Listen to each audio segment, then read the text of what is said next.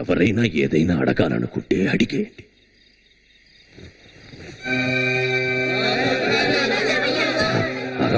అరవకండి, నిశ్శబ్దంగా ఉండండి.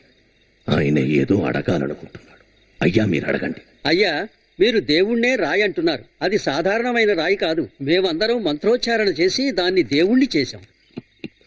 కొండ పొరలో నుంచి పగలగొట్టిన రాయికి మంత్రోచ్చారణ చేసి దేవుణ్ణి చేసే బదులు కడజాతి వాడికి మంత్రోచ్చారణ చేసి అగ్రకులం వాడిగా చేశారంటే ఈ సమస్య ఉంటది కదా.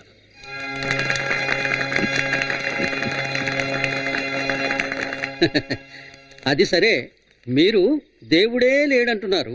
కానీ అదే దేవుడు మీ ముందుకొచ్చి నుంచుంటే మీరేం చేస్తారు? నేను ఉన్నాడంటానండి, కానీ వచ్చి చావడే.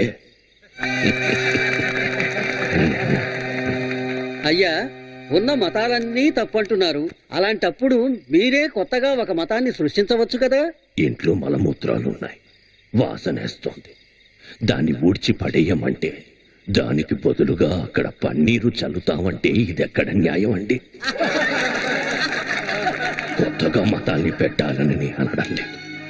ఉన్న మతాల్లో మనుషుల్ని మనుషులుగా గౌరవించడం లేదు, సమానత్వం లేదు, క్రమశిక్షణ లేదు. క్రమశిక్షణలో మనిషి సమానత్వాన్ని బోధించే మతాన్ని గాని దేవుణ్ణి గాని నమ్మే వాళ్ల గురించి నాకు ఎటువంటి అభ్యంతరము లేదు. పెన్సిల్ విరిగిపోయిందా? అయ్యా, ఈ పెన్తో రాయండి. ఇట్లా ఈ పెన్ ఆయనకి.